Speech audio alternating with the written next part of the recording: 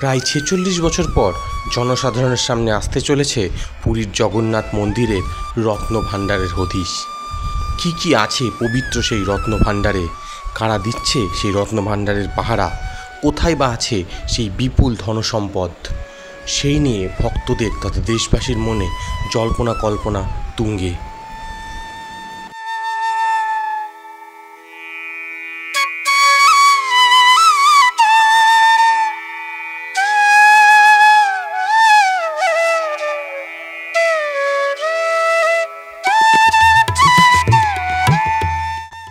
উড়িষ্যায় অবস্থিত পুরী 4 ধামের মধ্যে এক ধাম।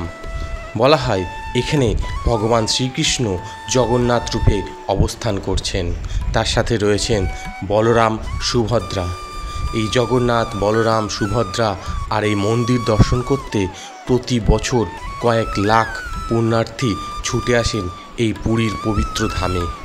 সবাই ভগবানের কাছে মানত করেন, ভগবান তাদের যেন দেখা দেন এবং তাদের মনস্কামনা পূর্ণ করেন। কয়েক লক্ষ মানুষের ঢল থাকে প্রত্যেক দিন এই পুরীর জগন্নাথ মন্দিরে।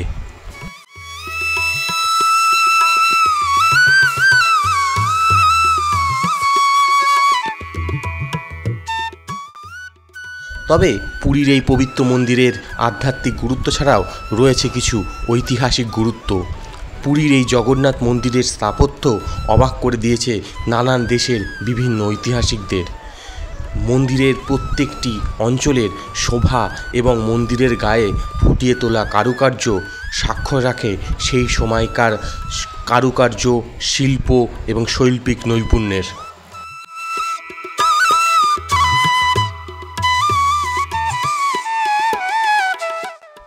এমনিতেই পুরীর মন্দিরকে ঘিরে রয়েছে বিভিন্ন রকম রহস্য। শোনা যায় পুরীর মন্দিরের ওপর দিয়ে কোনো পাখি উড়ে যেতে পারে না, পুরীর মন্দিরে কোনো ছায়া পড়ে না। এমনকি একসময় যখন সমুদ্র মন্দিরের প্রায় পাশে ছিল, সেই সময় মন্দিরের ভেতরে ঢুকলে শোনা যেত না সেই বিরাট সমুদ্রের গর্জন।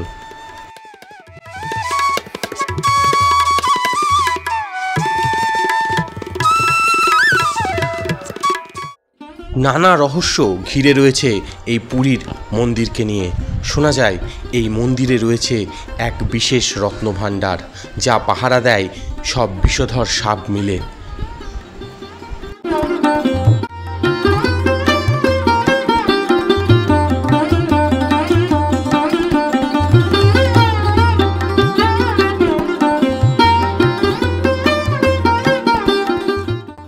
মন্দিরের সেই রত্নভাণ্ডারের হদিশ অবশেষে জনসাধারণের প্রকাশ্যে আসতে চলেছে প্রায় ৪৬ বছর পর। 14 জুলাই 2024 এই রত্নভাণ্ডার খোলা হয় দুপুর 1:28 নাগাদ। বিভিন্ন পূজা অর্চনার পর এই রত্নভাণ্ডার খোলা হয়। 11 জন উচ্চপদস্থ অফিসার, যার মধ্যে রয়েছে স্বয়ং হাইকোর্টের জাজ সহ, এই রত্নভাণ্ডারে প্রবেশ করেন।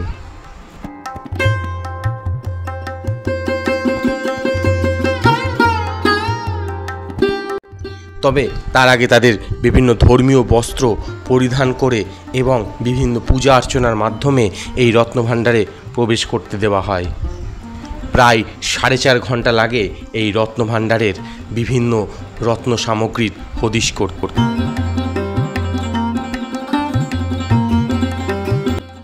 পুরীর মন্দিরের এই রহস্যমণ্ডিত রত্নভাণ্ডার প্রথম 1905 সালে ব্রিটিশ সরকার দ্বারা প্রথম খোলা হয়। তারপর 1978 সালে একবার খোলা হয়। সেই সময় এই ধনরত্নের হিসাব করতে প্রায় 70 দিন সময় লেগেছিল। এই রত্নভাণ্ডার আসলে একটি মন্দিরের মতো দেখতে, যার 2টি কক্ষ রয়েছে, একটি অন্তর্কক্ষ ও একটি বহির্কক্ষ।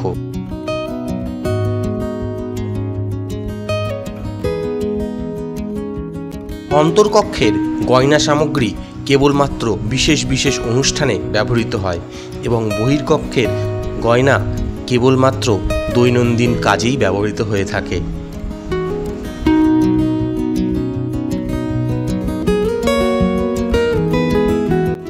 মন্দিরের চিফ অ্যাডমিনিস্ট্রেটর অরবিন্দ পাঢ়ে জানান, প্রথমে বাইরের কক্ষ খোলা হয় এবং সেই কক্ষের ধনরত্ন টেম্পোরারি স্ট্রং রুমে শিফট করা হয়।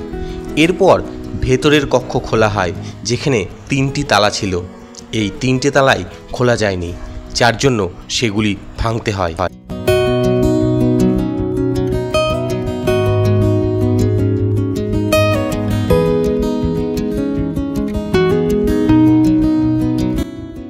জানা গিয়েছে 2টি কক্ষ মিলিয়ে 454টি স্বর্ণালঙ্কার রয়েছে, যার ওজন 128.38 কেজি। রয়েছে 293টি রূপোর অলঙ্কার, যার ওজন 221.53 কেজি। অন্তর্কক্ষে রয়েছে 367টি স্বর্ণালঙ্কার, যার ওজন 43.64 কেজি ও 231টি রূপোর অলঙ্কার, যার ওজন 148.78 কেজি।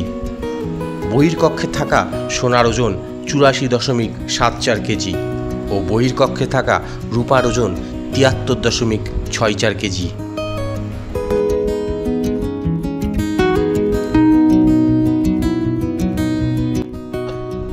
শোনা যায় রত্নগর্ভের এই বিপুল ধনরত্ন অলঙ্কারের পাহারা দেয় বিভিন্ন বিষধর সাপ, যার জন্য সরকারের তরফ থেকে 3 জন বিশিষ্ট সাপুড়েকে নিয়োগ করা হয়েছিল এবং বিশেষভাবে সাপের বিষের অ্যান্টিভেনাম মজুদ রাখা হয়েছিল।